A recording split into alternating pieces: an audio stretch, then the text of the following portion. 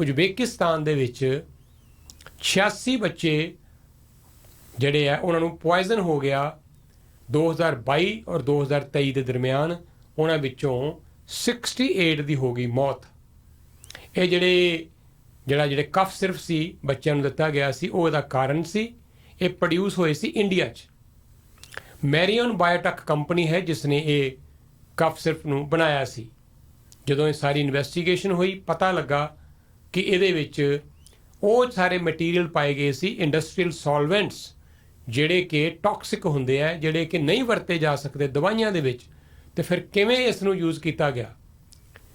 ਡਿਥਿਲੀਨ glycol ਤੇ ਐਥੀਲੀਨ glycol, ਇਹ ਉਹ ਇੰਡਸਟਰੀਅਲ ਸੋਲਵੈਂਟ ਸੀਗੇ ਜਿਹੜੇ ਇਸ ਕਫ ਸਿਰਪ ਦੇ ਵਿੱਚ ਪਾਏ ਗਏ।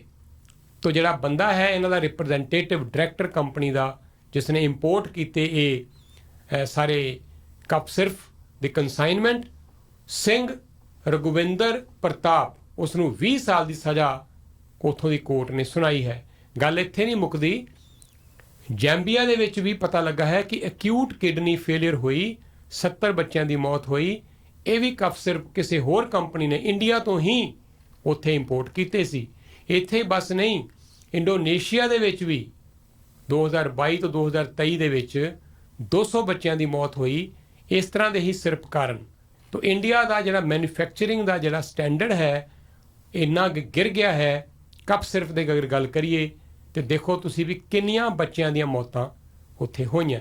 ਜੁੜੇ ਹੋਏ ਤੁਸੀਂ ਰੇਡੀਓ ਪ੍ਰੋਗਰਾਮ ਪ੍ਰਵਾਸੀ ਨਾਲ।